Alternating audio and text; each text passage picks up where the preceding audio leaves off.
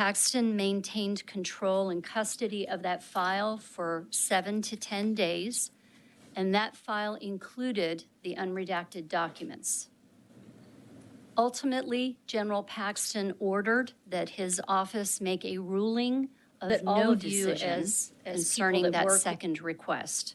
That was issued on June 2nd of 2020. That type of a position had not been taken since the 1980s.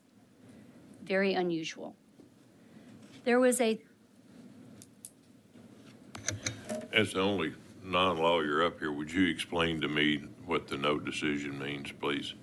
It means that the Attorney General's office did not state, it did not abide by the exception that's provided in the law of that law enforcement exception. They didn't go there, but they also didn't order the disclosure. They basically took a neutral position of nothing. Thank you, ma'am. And Ms. Buse, I want to clarify, you explained to us earlier that about 30,000 of these requests for determinations come in annually through to the OAG. That's a very conservative estimate, yes, sir. And out of 30,000 of them, for the first time in decades, this ruling was made. That's correct. Thank you. Also, of those 30,000, it was not unusual for Attorney General Paxton to ask about an opinion, but not to be this involved in it. There was a third open records request that was received in late May of 2020 from Nate Paul's attorney. It was made directly to the Office of Attorney General itself. They were now in possession of that FBI brief, and this third request wanted an unredacted copy of that brief that had been filed by the FBI in the second open records request. The FBI was notified of the request being made. They did not respond within the required time frame. However, despite that, the Attorney General's office could have fallen back to that law enforcement exception and denied that information. Vassar was ordered to find a way to get it out, and ultimately that was done. The Attorney General Paxton said to him, "We are not helping them, the FBI." During the summer of 2020, General Paxton's aide was asked to deliver a manila envelope concerning several sheets of paper to Nate Paul at his business in Austin. I want to go back for just a moment to that second request. Not taking a position at all is still a decision because that requester is not going to get the records, not without an appeal. And that appeal actually goes to a district court. That did not happen. The executive staff reasoned and told us they believed that there would be no need to follow up if you already had the information that you were trying to get. Two issues of concern were raised in this particular arena of the open records requests. First is the fact that Attorney General Paxton, the person who's charged with uniformly applying the law of the Public Information Act, was pushing his staff to ignore the law and legal precedent, and that would have thrown all of law enforcement into unsure territory, including his own office, all to obtain the information sought by his friend and political donor, Nate Paul. And secondly, the directing of his office staff to not assist the feds or DPS is not a tenable position for the top law enforcement officer of Texas. Vice Chair Johnson has a question. Is there any indication, I know you've talked about this envelope and in that envelope, staff confirms that it's the unredacted version of the FBI search warrant into Nate Paul? We don't know what was in that envelope. Okay. Is there any indication or is there any connection of how Mr. Paul could have gotten access to that information? We know that the file was delivered to the Attorney General Paxton. We know that he had it for a period of time. We know that during the summer of 2020, an envelope, a manila envelope, was delivered, and we also know that that was the first time the aide had done that. The aide delivered the manila envelope to who? To Nate Paul. sorry. So it a was another staff year. person, so Ken Paxton asked an aide to take a manila envelope and give it to Nate Paul. That's correct. And it was delivered at his business here in Austin, directly to Nate Paul. And then after that manila envelope is delivered to Nate Paul's lawyers stop asking for the FBI information into the search warrant. That's correct. Any other questions concerning open records? Chairman Longoria. I may have missed it, but is there any when and where it was dropped off? I guess you mentioned it was Nate Paul's office, but was it like during business hours, Monday through Friday, 8 to 5? Was it on the weekend? I mean, any clarification on that? All I know, it was during the daytime, and it was to his business Okay. across from the governor's mansion. Was this normal activity, or did the staffer think that this was abnormal? This particular delivery was abnormal enough that it was discussed with his supervisor at the time. And what happened with that discussion with the supervisor? It was information that kind of percolated as part of the unusual things that were happening in 2020. Thank you. The next item I'm going to discuss concerns the Mitty Foundation lawsuit. Under the property code, the legislature provides that state government should aid Texas charitable organizations that are in need. That policy designated the Attorney General shall represent the public interest in charitable organizations and is authorized to act to protect that interest. There's a financial litigation and charitable trust division within the OAG. They received notice of litigation involving nonprofit charitable organizations. And there are attorneys within that division that review the situation for each of those to determine if the charity is capable of handling the lawsuit or if their interests need to be protected.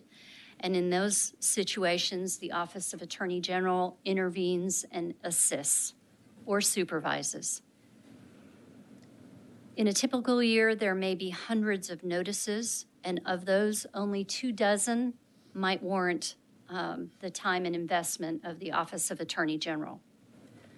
The Roy F. and Joanne Cole Mitty Foundation was created in 1998 to promote historical, cultural, educational, and family activities in and around the Dean Porter Park in Brownsville. They initially awarded cash scholarships to high school graduates to go on to college expenses. They have built a library and most recently have become involved in developing the Brownsville Cultural District. In 2009, the OAG had been involved in an investigation concerning the Mitty Foundation when it learned that one of its board members had been arrested for a second possession of controlled substance case. Part of their investigation uncovered several financial improprieties, and that board member was removed. Since then, there have been no issues with the Mitty Foundation that anyone was aware of. In 2011, the Mitty Foundation invested about $3 million with World Class Holdings, a company owned by Nate Paul. And I refer to it as one, it's actually multiple entities and subgroups within that. They were involved as limited partners. The commercial properties involved in the partnership had been scheduled to be sold in the 2010s. That failed to happen. When the Mitty Foundation asked to view the partnership books, which they were legally entitled to do, Nate Paul refused. Litigation began in December of 2018. There eventually was an agreed settlement worked out through arbitration that Paul would buy the Mitty Foundation out for $10.5 million with a funding date of August 20th, 2019. 4 days before that funding date is when the FBI executed the search warrants at Nate Paul's businesses and his home. Paul ultimately defaulted on that settlement. It did not happen. In December of 2019, the Mitty Foundation notified the Attorney General's office of the pending lawsuit. In January of 2020, those attorneys within that charitable division, the charitable trust division, looked at that lawsuit and determined that there was no need for their involvement. On January 31st of 2020, they filed a written notice with the district court that was hearing that lawsuit, that they were not going to be involved.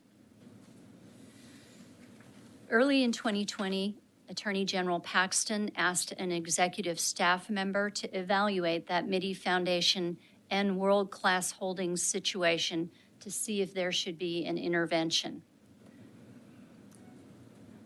At that point, that executive recognized that World Class Holdings belonged to Nate Paul. He spoke with Josh Godby, who was the division chief at that time of the Financial Litigation and Charitable Trust Division. They both looked at the file. Godby learned that the Department of Justice was investigating world-class entities and that they considered the Mitty Foundation to be the victim in their scenario. Godby and the executive staffer determined, again, that there was no need for OAG involvement. They felt that the charity was doing everything that we as government supervisors would ask them to do. There was nothing more that the Office of Attorney General could do for them. Their interests were being protected. They had hired well-qualified attorneys for their lawsuit. General Paxton disagreed with that assessment. He insisted on intervening in the lawsuit. Godby was instructed to intervene, and the executive and Godby determined that the way they would present that was to facilitate a settlement. In other words, the OAG's involvement was to help Mitty facilitate a settlement. That petition in intervention, that formal notice to the district court, was filed on June 8th of 2020. Until this point, Attorney General Paxton had never gotten involved to this degree in any of Godby's cases. The executive staff member was extremely concerned because this was the second incident of General Paxton pushing to do something against the recommendations of highly qualified people, all for the benefit of Nate Paul. The executive staff member eventually was moved out of that position. The issue fell into the lap of Blake Brickman.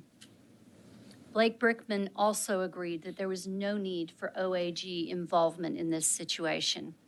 But on July 6, 2020, while General Paxton was on vacation, he called Blake Brickman, who then was the Deputy AG for Policy and Strategy, and asked him to take a look at that lawsuit. Brickman learned at that point that the intervention had already happened and that the Attorney General had directed that it be done. Brickman knew at that point that Nate Paul was a donor. He was also aware about the federal investigation. He advised General Paxton to have nothing to do with Nate Paul and strongly advised against the OAG getting involved in this lawsuit. In fact, in anything concerning Nate Paul's business. General Paxton, in return, told Brickman that he believed Paul was wronged by law enforcement, specifically, again, going back to that search warrant. Brickman told him that there are many avenues for a citizen who feels that they've been wronged by law enforcement to go to attempt to have their hearing and get things done, that the OAG's office was not the proper place for that. Brickman also pointed out to Attorney General Paxton the various bankruptcies that Nate Paul was involved in and strongly advised that General Paxton not involve the office in Nate Paul's lawsuit. Approximately 2 weeks later, 4 senior executive staff members of the Office of Attorney General met with General Paxton, who was insisting at that point that he appear in district court to personally argue the Mitty lawsuit. According to these executive staff members, General Paxton never argued in court. He left the courtroom work to his litigation experts. There were concerns at this point in time. COVID was a high priority. There was a high influx of COVID-related litigation that the OAG was attempting to deal with. And yet these staffers saw General Paxton spending resources and time on a charitable case for a man who is under federal investigation, who had defaulted on the previous settlement when the charity itself had the lawsuit well in hand. Joshua Godbey not only filed the intervention at the direction of General Paxton, he also complied with General Paxton's order to file a motion to stay the pending lawsuit to force the parties into mediation. That motion basically holds and stops the lawsuit. Nothing further concerning the litigation in the district court would go forward until mediation had happened. Ray Chester, who's the attorney representing the Mitty Foundation, said that such a move was highly unusual, as the parties had both gone through arbitration and mediation already at that point. And the Mitty Foundation was ready to go to trial to get this thing over with. They had exercised every option that they could at this point to reach a resolution. There is no requirement under the law, and typically litigation doesn't have to stop if you want to go back to mediation. In other words, there's no reason to tell the court everything has to stop, we're going to go mediate. That mediation can happen regardless of the lawsuit. So one is not required for the other. He said the halting of litigation, and this is Ray Chester, he said the halting of litigation hurt the Mitty Foundation, the entity that the Office of Attorney General Paxton claimed to be assisting. Ray Chester then described ominous pressure, his words, from McCarty. McCarty is Josh Godbey's supervisor. He's the Deputy Attorney General for Civil Litigation. Both McCarty and Sheena Paul, this is Nate Paul's sister, who's an attorney who was involved with this lawsuit. Together, McCarty, an employee of the OAG, and Nate Paul's attorney, his sister, pressured Chester to settle even before the mediation began. The Mitty Foundation was being offered less than half of what the original settlement had been that they had reached under mediation earlier. The Mitty board unanimously rejected that offer. Ms. Buse, I want to interrupt you briefly. I'm wrapping my head around that. So you have told us that, and we are all familiar with the fact that state policy for the state of Texas in regards to charities is to look out for their best interests.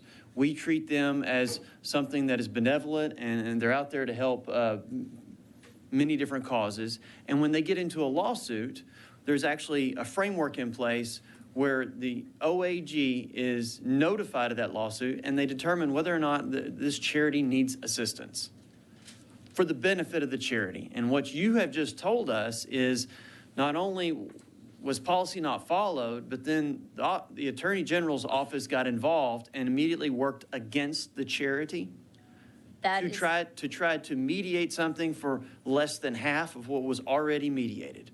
That is what the evidence shows. And when you say Ray Chester, I want to clarify, that is the attorney Yes. that was actively involved in the litigation for this nonprofit organization. Ray Chester represented the Mitty Foundation for this lawsuit. That's correct.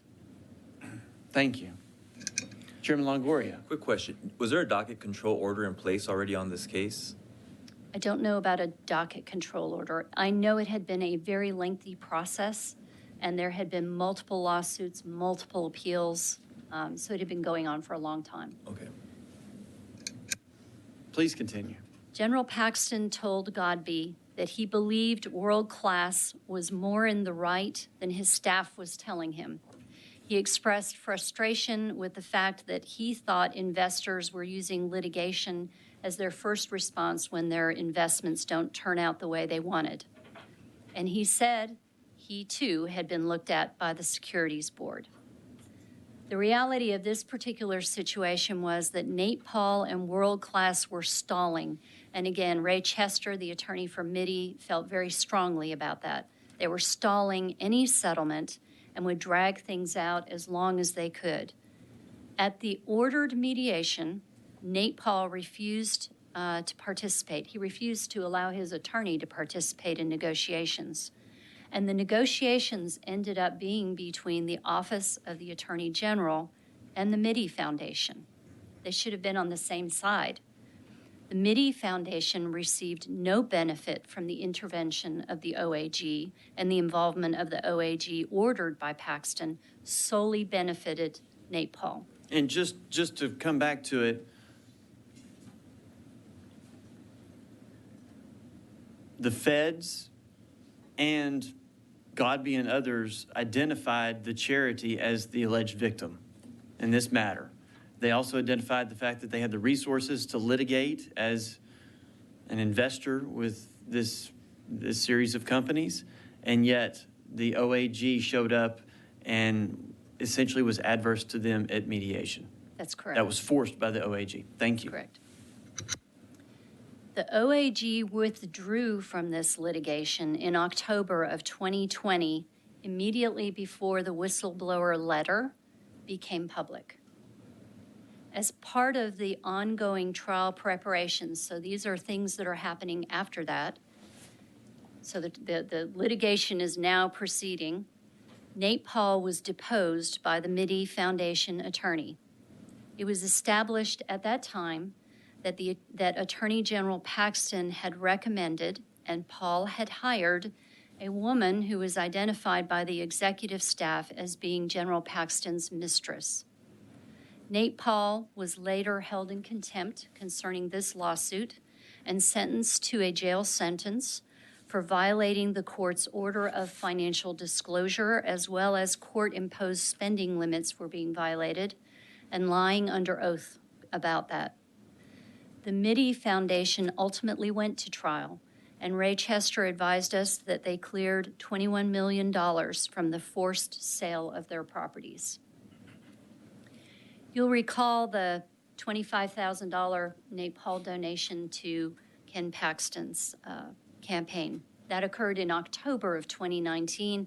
I mention it again in this context because the timing of it would have been when the World Class Holdings and the MIDI Foundation were heading towards litigation. General Paxton, in this instance, charged with protecting Texas charitable foundations, disregarded his duty and improperly used his office, his staff, his resources to the detriment of the MIDI Foundation and to the benefit of a single person, Nate Paul. Speaker Guerin. Mr. Chairman, thank you. When y'all were looking at this, obviously the $25,000 contribution to the Paxton campaign came up. Is that an unusual amount for Mr. Paul, or did y'all look into his political contributions to other people?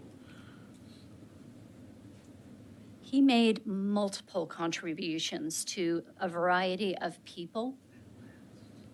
And I think I'll just leave it at that. There were smaller donations that we saw. Did you see any in the 25,000 and up range, which is that obviously is a large contribution. I don't recall at this moment. All right, thank you, ma'am. I do recall a lot of smaller donations being made. All right, thank you. Good morning. I'm going to pick up from here and discuss two issues with y'all. First of which is what we'll refer to as the Office of the Attorney General informal opinion letter regarding foreclosure sales. The second of which will be what we have referred to as the Brandon Kamak investigation. So I'd first like to start with the informal opinion letter. Please keep in mind that during the time at issue here, COVID-19 guidance was being issued by government entities, and the consistent message from the state of Texas was to achieve the least restrictive means to combat COVID while still, quote unquote, opening Texas. Late on Friday, July 31st, 2020, General Paxton contacted a senior staff member to research whether in-person foreclosure sales violated COVID restrictions. General Paxton wanted the opinion done by the end of the weekend, which was extremely abnormal. In other words, he wanted this opinion drafted and put out within 2 days. When asked if anybody had made the request, General Paxton provided a phone number for a person. This also violated procedure, codified procedure, because any request for opinion must be made in writing. It cannot be made orally, and it can only be made by certain individuals, certain qualified individuals. The senior staff member took it upon himself to contact the individual who General Paxton provided a phone number for. That person was completely unfamiliar with the matter or the issue. As there was no official requester for this opinion, it is our understanding, based on the investigation, that a staff member reached out to Senator Brian Hughes and asked him to serve as the official requester. This, however, circumvents the reason for the requirement that an official request be made and that it be made in writing. We also learned that this was done in name only and in appearance only, and that the information was generated internally from the Office of the Attorney General. In other words, the request was generated from the Office of the Attorney General rather than by an official requester. The Deputy Attorney General for Legal Counsel, Mr. Vassar, was tasked with working up an opinion letter as to whether or not public foreclosure sales constituted gatherings for the purposes of COVID regulations then in place. Mr. Vassar worked with another senior staff member and determined that the foreclosure sales could proceed and did not violate COVID restrictions. Vassar's opinion was shared with others in the staff who agreed with him. Soon thereafter, Mr. Vassar was instructed that General Paxton wanted to find a way to stop the foreclosure sales and that the opinion needed to change. Mr. Vassar did as he was instructed and reworked the opinion.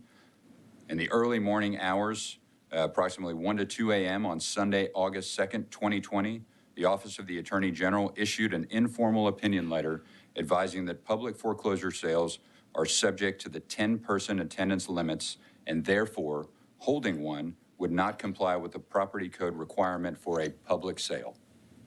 Mr. Donnelly, I want to interrupt you real quick. So I think we're all familiar with the fact that qualified requesters can seek an AG opinion. And that can come from different agencies, that can come from prosecutors around the state of Texas, that can come from chairs of legislative committees. And how long does that typically, that time frame, what is the statutory time frame for when that occurs, from the request to an opinion being issued? Yes, Chairman, not normally, the process is allowed 180 days. 180 days. So we're talking a long time, 6 months. That's correct. And what you just told us occurred in how many days? 2 days.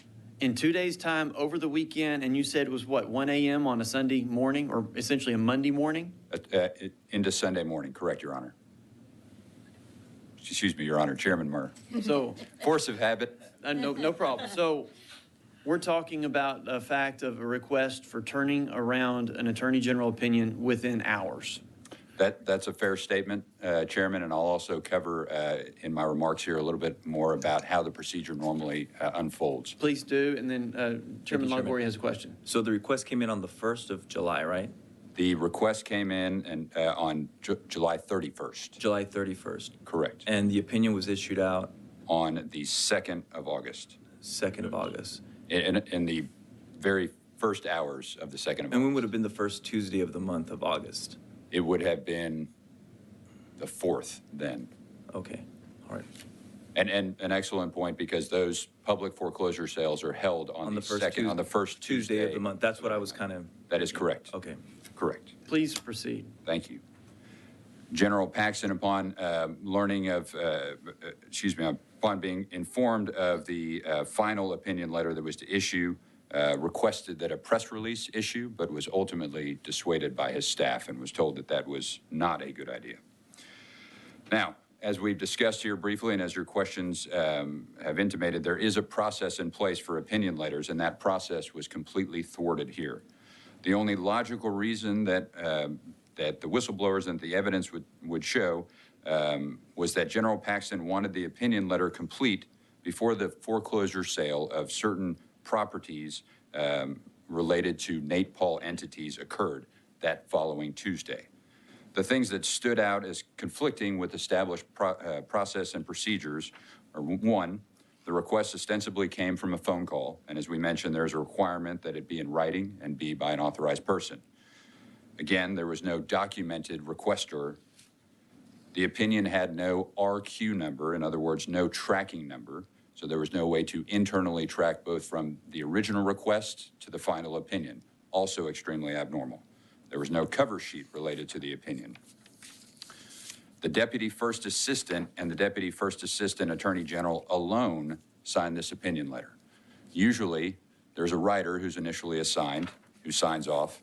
The Opinion Committee Chair signs off. The Deputy Attorney General for Legal Counsel signs off. The First Assistant Attorney General and the Attorney General.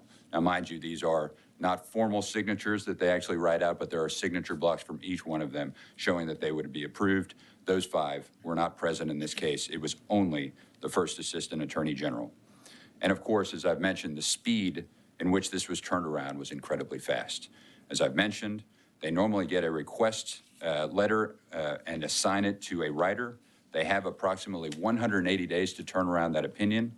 Normally, the writer seeks input from other subject matter experts in the area in order to make sure that the opinion that they are turning out is valid, is based on logic, common sense, reason, and the law. Vice Chair Johnson. Just to clarify, so there is a finding of a $21 million judgment that is to be executed on behalf of the Mitty Foundation. In the same space and time, there's a foreclosure on Nate Paul properties to potentially fund that award. Does Nate Paul use this foreclosure opinion to stop the foreclosure of any of his properties? Nate Paul, let me clarify a couple things. The properties are Nate Paul controlled entity properties, okay? For which he is the personal guarantor on these 13 properties. There were properties that were set for foreclosure that following Tuesday.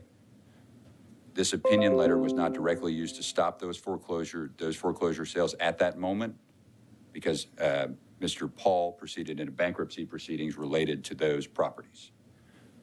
During the month of August 2020, the opinion letter was used by Nate Paul attorneys to attempt to stop foreclosures on some 12 to 13 properties. Additional properties. That's correct.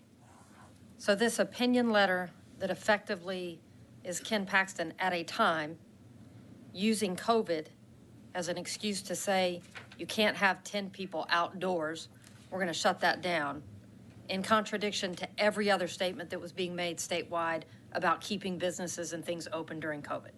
That's our understanding. A complete and total contradiction of state policy and a complete violation of the processes that is to be followed and issued within 2 days solely to the benefit of Nate Paul. That's our understanding. And I believe that Mr. Spiller has a question, but before he does that, you said that this was an informal opinion or something similar to that. Is that right? That is correct. So if I go to the AG's website right now, which I'm familiar enough that I can go and search for Attorney General opinions because they provide guidance, and not necessarily the letter of the law, but they provide guidance and can be relied upon by local governmental entities, for example. Could I find that informal opinion on their website right now? You could not, Chairman. Additionally, you could not find the original request reference back to my comment about the lack of an RQ tracking number. I could not find the original request, and I could not find the informal opinion. That's correct. Okay. Mr. Spiller. Thank you, Mr. Chairman, and I appreciate that because that's what I was going to follow up on as well. So what you're telling us back previously, we've already dealt with this issue with a no decision rendering on the prior thing, which is complete distancing of the protocols. And I've dealt with AG opinions for 35 years. I've never heard of a no decision. And now we get into a situation completely, I guess this is unprecedented, to have not even a request, not even a written request, but also have an informal opinion where that opinion is not even available. And it's used to stop multiple foreclosures. Were these foreclosures tied into this other judgment or other debt-related issues unrelated? I believe that they were different. our investigation reveals, they were different properties. Okay, and were they, if you know, were those non-judicial foreclosures scheduled, or were they through a judicial proceeding, or do we not know that? I don't know the answer to that at this very moment, but it is information that we've looked into. I just apologize, I don't have that. That's fine, that's fine, thank you. But I'll follow up on Mr. Spiller's questions real quick. This informal Attorney General opinion that contradicted probably a lot of other state policy that you could have outdoor functions continue during COVID restrictions, it was used by Nate Paul for his benefit. That is correct. Thank you.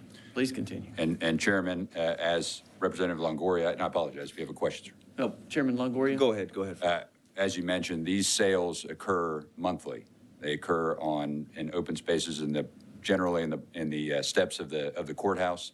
There are a number of foreclosure sales that occur throughout the state regularly and are planned on this first Tuesday of the month. So it had the potential of impacting a substantial number of foreclosures. So the ripple effects, I guess is what you're saying, is while this was used for Nate Paul's personal benefit, at the direct action of Mr. Paxton, this rippled through the entire state of Texas and affected foreclosure sales on courthouse steps all across 254 counties potentially. I'm always careful with my words. I don't want to testify that occurred, but I would say that had the possibility of There were occurring. certainly effects. Understand. I wanted to ask, how many COVID-related opinions were issued out by the Attorney General during COVID? Do you know? I apologize, I don't have that number, Okay. but I believe a substantial amount. A substantial amount. Do you know what the turnaround time on those opinions was? What I can say, sir, is that keeping in mind the abnormal speed in which this decision was rendered, the normal process of taking up to 180 days as allowed was commonplace, was the norm, and was the standard practice. Okay. My other question is, did you see or find by any chance, did Nate Paul or any of his entities try, filing TROs or anything to stop the sale prior to the opinion? I don't know the answer to that as far as prior to the opinion. After the opinion, the opinion was The was basis used as, for the stopping, yes, but I wanted to see if anything was done prior to that. I apologize, I don't have that. May I interrupt, excuse me, may I interrupt briefly? I think Mr. Donnelly said this correctly a moment ago, but I wanted to clarify just. Can you use the microphone so we can all Yes, hear things? thank you. I believe that Mr. Donnelly said this correctly a moment ago, but I'd like to clarify just to ensure. The letter opinion was signed by Ryan Banger. All of the other things that were just explained to you in terms of what was lacking are still accurate, but it was Ryan Banger who signed it. And then the second thing I would clarify is that we cannot establish that the letter was offered 13 times. What we can establish is that he had 13 properties in foreclosure at the time. Thank you. Speaker Guerin, did you have a question? Yes, thank you, Mr. Chairman. Mr. Donnelly, was this informal opinion, is that a good way to describe this opinion? Informal Attorney General opinion letter. Was it used by Mr. Paul's attorneys to stop other foreclosures, which would have happened the first Tuesday in September? Or do you know? They were used in the opinion was used in subsequent filings by Nate Paul's attorneys to attempt to stop action. After the first Tuesday in August? Correct. So looking forward in September, October, November, something like that? Correct, for future actions. Okay. Thank you, sir. Any other questions I can answer on that? No, please proceed. So again, just to recap, senior staff members learned that Nate Paul had 13 properties set for foreclosure in that August 2020 timeframe, and that the whistleblowers believe that the only logical reason was that General Paxton wanted the opinion complete before the foreclosure sale related to those Nate Paul-controlled entity properties. During our inquiry, we were able to establish that those Nate Paul-controlled entities had properties for which Nate Paul, as I mentioned, was the personal guarantor that were slated for foreclosure sale the Tuesday following the Office of Attorney General informal opinion, and that Nate Paul, in a deposition on January 19th, 2021, admitted in a request for production or request for answer while under oath and while represented by counsel that one or more representatives from World Class contacted the Attorney General regarding foreclosure sales in Texas before the issuance of the Attorney General opinion. When specifically asked, did you, Nate Paul, contact Attorney General Ken Paxton regarding foreclosure sales in Texas before the issuance of the Attorney General letter? His answer was, yes, I had. I had contact with him before that, yes. And when followed up with, to your knowledge, did anyone, again associated with World Class, contact the Attorney General besides you? His answer was no, not that I'm aware of. Are there any questions that I can answer on the foreclosure issue that I haven't already addressed? Thank you. I'll proceed then to what we have referenced as the Kamek investigation. I'd like to begin with the premise that hiring of outside counsel is not a common occurrence at the Attorney General's office, or was not previously a common occurrence. It is almost unheard of in recent memory to hire outside counsel for criminal matters. And this reason, as you can imagine, is quite simple. The Office of the Attorney General employs an impressively credentialed team of criminal assistants, including an entire white-collar criminal division. Those over 800 assistants will often serve as deputized assistant district attorneys who work with local district attorneys' offices, or prosecutors pro tem when a district attorney's office was recused or a judge has made an appointment of that individual for a prosecutor pro tem. In the time frame of May and June of 2020, General Paxton contacted the Travis County District Attorney's Office on behalf of Nate Paul and requested a lunch where Nate Paul will be present in attendance to discuss a complaint. The evidence will show that the Attorney General's level of involvement or interest in a complaint of this size and of this issue is irregular, as is the personal introduction of a complainant to a district attorney's office. In June of 2020, 2 senior staff members with the Travis County District Attorney's Office attended that meeting, that luncheon, and reported back to their elected district attorney that there was no matter, that there was no issue. Yet Nate Paul was insistent, so they proceeded per their protocol to direct him to organizations that might be better equipped to assist, specifically the Office of the Inspector General, the Federal Office of the Inspector General, Civil Rights Divisions at the United States Attorney's Office, and others. Mr. Paul declined. They offered him the opportunity to fill out a complaint form. This is a complaint form which is standard and filled out by anybody who comes into a district attorney's office to complain about a wrong that is committed upon them or some crime that they believe has been committed. It is also assigned by course and conduct an investigation number. This is merely an internal method of documenting the complaint and confers absolutely no special status on that complaint.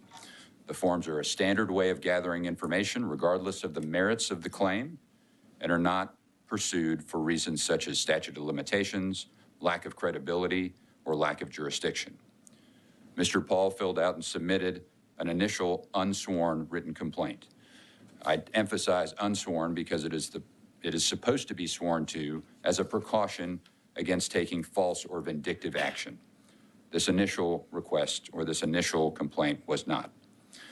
The Travis County District Attorney's Office was unmoved and found no merit to the complaint, no actionable or credible crime, but feel that because the request came from the Attorney General himself, that they would take the complaint. Travis County District Attorney's Office then formed the opinion that the allegations did not have any merit and that the Attorney General himself had the authority to do his own investigation if desired. So this brings us to the point that at the time that this had been reviewed by the Travis County District Attorney's Office and the time they sent it back, in other words, to the Office of the Attorney General, the District Attorney's Office, Travis County District Attorney's Office, had not recused itself. They did not request assistance. They did not maintain control or management of any investigation or any file or anyone related to Nate Paul after sending an email. They had no investigation. And why is that significant under Texas law? That's Just really significant. generally? I apologize. Just generally, why is that significant under Texas law? It's significant, Chairman, because The way that I have described previously the Office of the Attorney General, prosecutors, assistant attorney generals getting involved in cases, the deputized DA or the prosecutor pro tem has certain requirements to it. And generally speaking, when a district attorney asks for assistance in a case, in other words, they have a case, they have an investigation, they have a matter that's pending, and they ask for assistance, and they request that assistance from the Office of the Attorney General, they receive what's called an assist, which is in the form of a deputized district attorney. So And that so- individual, I apologize. Well, and I'll interrupt you. So, and I think the public takes for granted, because we don't obviously talk about it, but the state of Texas is set up with a diffused system where our local prosecutors have primacy over criminal cases. That's correct. And the Attorney General's office, except in very limited circumstances under state law, does not have any authority in criminal cases unless this request is made. Correct. So they are there as a backstop for resources for when a local prosecutor doesn't have those resources. That's correct. That's a better way to say that. That's a fair summary of that. And also, as a deputized DA, they come in to assist on the case. If it is a prosecutor pro tem, again, the district attorney has recused themselves or their office, or a judge has made the appointment of a prosecutor pro tem, and there you take an oath. There is a process involved. And then there's the final option, which is a special prosecutor. When a special prosecutor is invited in by the district attorney has a matter. They keep care, control, and management of that case, and they can hire on any licensed attorney in the state of Texas. But again, it is their case. They're the ones in charge of it. They maintain control and management. So could I summarize by saying the local prosecutor always has to take some type of action in order for the Attorney General's office to participate, but that is also the explanation of why there are literally hundreds of staff with the OAG that work in various specialties of criminal law. That is accurate. Thank you. So General Paxton assigned senior staff members Mark Penley, who at the time was the Deputy Attorney General for Criminal Justice, and David Maxwell, who was the Director of Law Enforcement, to review the complaint made by Nate Paul sometime around June of 2020. The complaint stemmed from the FBI search warrant, which has already been discussed here. So it stemmed from the FBI search warrant of Nate Paul's home and businesses based on a search warrant that was approved by a federal judge. The Department of Public Safety and the FBI were also involved in the searches and executing the searches. The staff members arranged a meeting with Nate Paul at the Office of the Attorney General. As an underlying issue involved in the federal investigation, there were federal entities who were capable of receiving a complaint regarding the actions of federal agents. As I mentioned before, there's the Federal Office of the Inspector General, FBI Legal, and various other agencies who would have been well equipped to handle these complaints. However, Nate Paul told the staff members that General Paxton had advised him that the Office of the Attorney General could assist. Both Penley and Maxwell explained to General Paxton that there was no evidence of a crime and there was no state interest, yet General Paxton remained critical of their review and decision. As a result of that, the staff members relented and agreed to another meeting with Nate Paul. Nate Paul at this point had failed to disclose the very documents he claimed supported his allegations of tampering by federal entities. Nate Paul did ultimately produce some documents which were presented to Office of Attorney General forensic experts for analysis. Those experts reviewed the documents and concluded that there was no evidence of tampering. General Paxton was informed of this decision and was again warned about Nate Paul, his suspect business dealings, and the dangers of pursuing this issue that Nate Paul has presented. Undeterred, General Paxton set up yet another meeting with senior staff and Nate Paul. General Paxton attended this meeting. The staff members explained that there was no evidence of a crime and that the Office of Attorney General was closing its case. Senior staff had previously notified General Paxton of this decision, and he indicated that they simply needed to tell Nate Paul this. However, at the meeting, both General Paxton and Nate Paul reacted negatively. Nate Paul was so incensed, according to witnesses, that he dressed down the Office of Attorney General's senior staff as if they were his own employees. A few weeks later, staff members learned that General Paxton was looking for outside counsel. And keep in mind, the process of hiring outside counsel requires multiple reviews and approvals throughout the upper echelons of the Office of the Attorney General. It's codified at Section 402.0212 of the Texas Government Code. And underlying that section is the basic premise that a valid contract for services exists. If anyone along the chain disapproves, the process stops. There is no witness that had memory of General Paxton ever personally hiring outside counsel without following the established procedure. General Paxton vetted 2 individuals for the outside counsel contract, one with decades of federal and state prosecutorial experience, and one with approximately 5 years' experience as a lawyer and absolutely no prosecutorial resume. Speaker Guerin has a question. Thank you, Mr. Chairman. Mr. Donnelly, would you go back through what the normal process is? I want to make sure that all that sunk in. Of course, to me. the normal process is that a contract is developed, individuals are vetted for the position, a contract is developed, that contract is supposed to be approved along various chains, up the chain of command within the Attorney General's office. And I apologize. So it would be highly unusual for it to go directly to the general, is that right? As I mentioned, it is unheard of in any witness's memory that we spoke to that the Attorney General himself went and created a contract by himself. Thank you, sir. I appreciate it. Thank you, Mr. So again, Mr. Paxton, General Paxton, chose the latter of those 2 options. Brandon Kamak, who is a 5-year attorney out of Houston. Through our investigation, we determined that the source of the referral of Brandon Kamak was through Nate Paul. Would you say that again? Yes. Our investigation has determined that the source of the referral of Brandon Kamak to be vetted for this position, for this contract, was Nate Paul. Chairman Longoria has a question. Thank you, Chairman. Can you explain kind of the connection to Mr. Paul?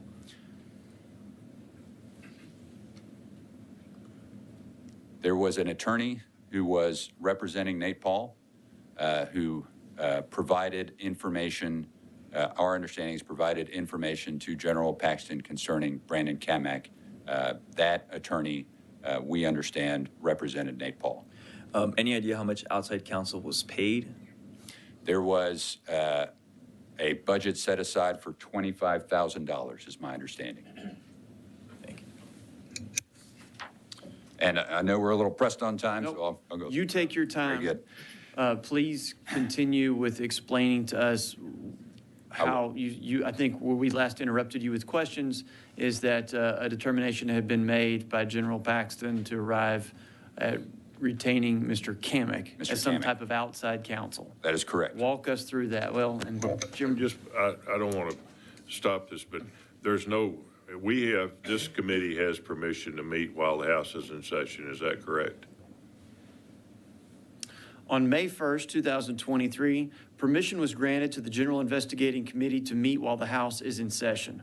While the House is convening today at 10 a.m., the committee will continue to hear invited testimony. Okay, so there's no reason for us to shut off at 10 o'clock. That is correct. I plan to leave about 10 to 10, get his gaveled in and come back if that's okay with the chair. Absolutely, Mr. Speaker. Thank you, sir. Please continue. Thank you. As directed by Attorney General Paxton, a draft contract is developed by Mr. Vassar, who takes it upon himself to limit the scope of the investigation. In other words, he is allowing for the contract to authorize investigation only and exclude prosecution. Vassar, despite his reservations, signs that limited contract in the approval chain on September 15th, 2020. Senior staff members along the line of authorization previously discussed refused to approve the outside counsel contract because there was, in various opinions, no valid matter for investigation, and it is further against prosecutorial ethics to proceed with an investigation that lacks merit. Additionally, it was their opinion that CAMAC, even if a valid investigation existed, was not qualified to handle the investigation. Chairman Thank Longoria? you, Chairman, and I hate to interrupt you, Mr. Please. Donnelly. So how would anyone even know that the AG's office was seeking outside counsel? I mean, was this posted like on Craigslist? I mean, I'm just trying to get my head wrapped around I think this. oftentimes, and I can't speak to, I don't want this to be taken as gospel of the way that it normally occurs, but oftentimes known attorneys are vetted for various positions, those who might have expertise in a particular area, those who might be particularly suited for a contract.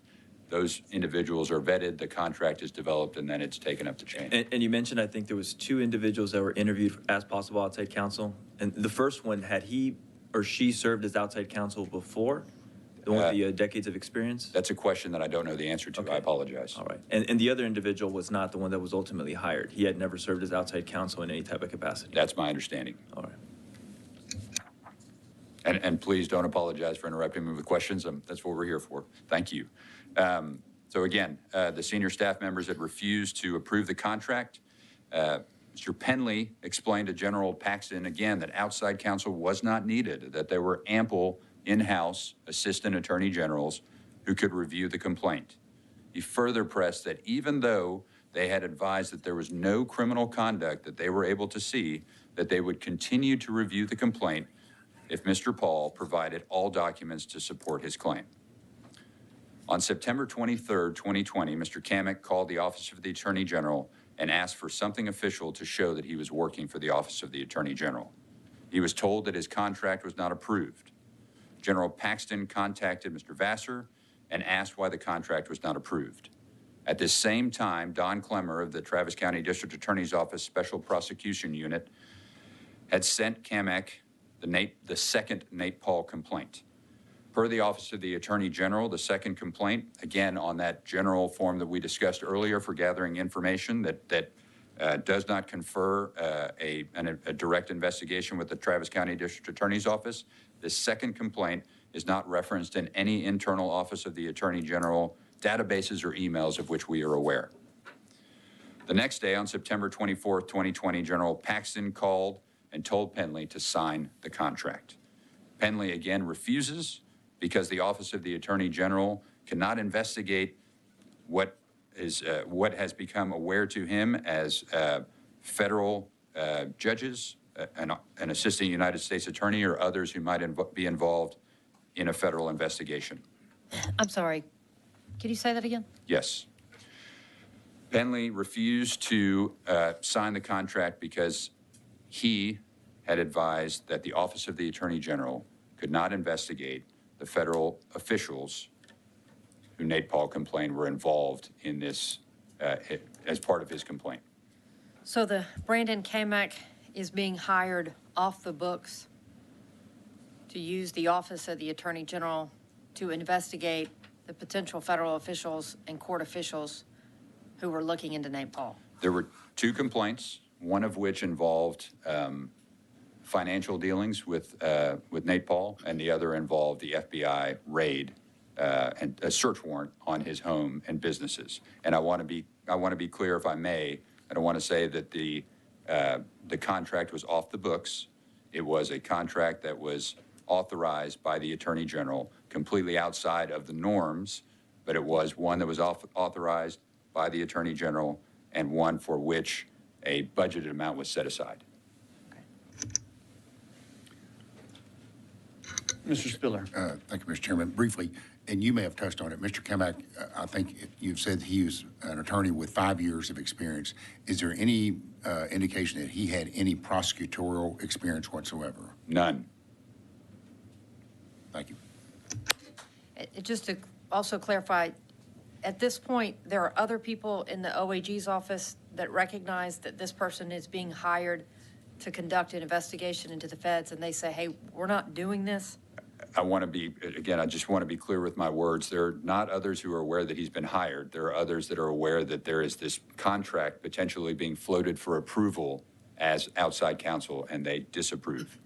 And do they know that the outside counsel is being brought in for the purposes of trying to go after the feds? It's my understanding, and I believe through our investigation, we would establish that several did know that the substance of the investigation dealt with those matters.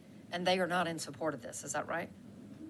We did not find an individual we spoke to who was in support of this investigation. Chairman Longoria? Thank you, Chairman. I'm going to be jumping ahead of myself, but did CAMIC produce any work product? Was there anything done? There were some things done, and I will cover those in just Okay. one moment.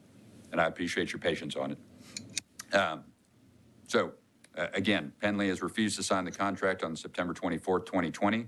And again, to your point, Vice Chairman Johnson, at this point, several senior staff members had expressed concern about the substance of Nate Paul's complaints, about Nate Paul himself, and about any contract for CAMIC to work, to perform any work. And as no contract at this point had been signed or approved through normal procedure, there was a belief that no action had been taken. General Paxton, however, continued to pressure staff to approve the contract. On Saturday, September 26, 2020, General Paxton asked Penley to meet him in McKinney. General Paxton again pressured Penley to sign the contract. Penley at this point had outlined several pages and multiple bullet points concerning the dangers of the path that the Attorney General Paxton was on, and warned General Paxton that he was exposing himself to potential criminal liability. General Paxton responded at that point that Brandon Kamak had been working on the case for 2 weeks and needed to be paid. This was the first time that any senior staff member had learned that. Now, say that one more time. I think that bears repeating.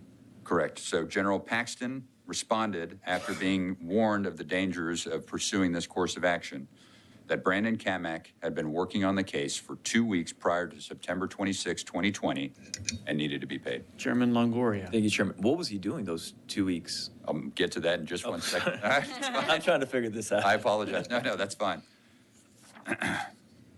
Penley told General Paxton to fire Kamak immediately. Penley refused to be a part of the process and would not supervise Kamak, and General Paxton said, "Don't worry, I will." Maxwell continued to warn General Paxton that Nate Paul was seeking to use the criminal process to gain leverage in a civil matter, and General Paxton nonetheless pushed forward with Brandon Kamak.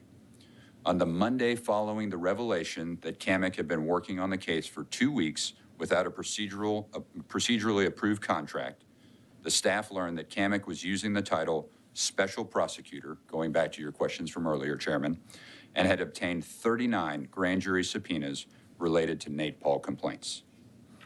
Some of the subpoenas were served on banks that had no direct relation to the criminal investigation complaints Nate Paul had lodged with the Office of the Attorney General. It's important again to note at this point that Kamak was not a deputized assistant district attorney, was not a prosecutor pro tem, and was not a special prosecutor, since he was not hired by the Travis County District Attorney's Office, who again did not even have an open investigation. The Office of the Attorney General's staff wrote Kamak and directed him to take no action. The staff members then took it upon themselves to work to quash the subpoenas, given the legal fact that Kamak was not a special prosecutor and therefore lacked authority to seek the subpoenas. When General Paxton had failed to act, his deputies stepped up and acted for him. On one of Penley's motions to quash, he said, and I quote, "The Texas Code of Criminal Procedure, Article 20.03, sets out who may appear before a grand jury and, by extension, issue grand jury subpoenas. Only an attorney representing the state may do so. Article 20.03 sets forth that only the Attorney General, District Attorney, Criminal District Attorney, or County Attorney may be the attorney representing the state. Mr. Kamak is none of those, period. Thus, he has no authority to appear before the grand jury or issue grand jury subpoenas." Chairman Longoria? Was anyone at the AG's office working with CAMIC to, I guess, draft those documents? There's nobody that we have talked to that has indicated that they worked with Mr. Kamak to draft. Have you had the opportunity to kind of review those documents? I have seen a couple. Were they standard, or was it something where you think was carefully drafted? They're fairly standard. The grand jury subpoenas, obviously the specifics of what was requested are unique, but overall, they're fairly standard. Vice Chair Johnson has questions.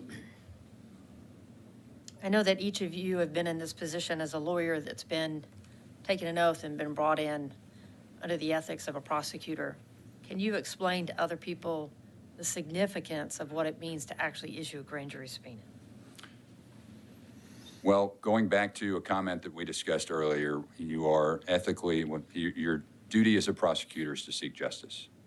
And you are ethically held to a standard by which you should not and must not pursue an action which you know lacks merit, is made for the purposes in a criminal proceeding of influencing a civil proceeding. And you must only pursue meritorious actions. So by issuing and requesting grand jury subpoenas for actions which very well credentialed, very well qualified individuals had reviewed and determined was improper, baseless, lacking in merit, you have asked a grand jury, an independent body, to take some action that could affect, and did in fact infect, multiple entities across the state.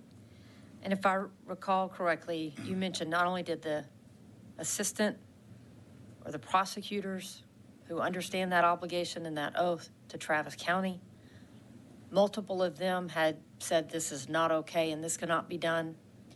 Multiple, again, established ethical prosecutors in the Office of the Attorney General said this cannot be done.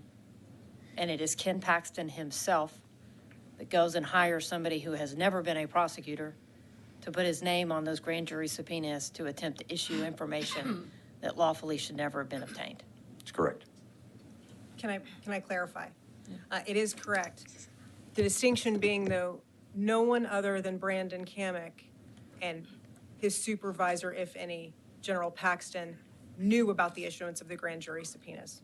So no one inside of OG could have told Brandon Kamick not to do it because no one inside of OG believed Brandon Kamick was affiliated with the organization, other than General Paxton. And in terms of the Travis County District Attorney's Office, they do, by virtue of the process, receive the request and facilitate the documentation. But that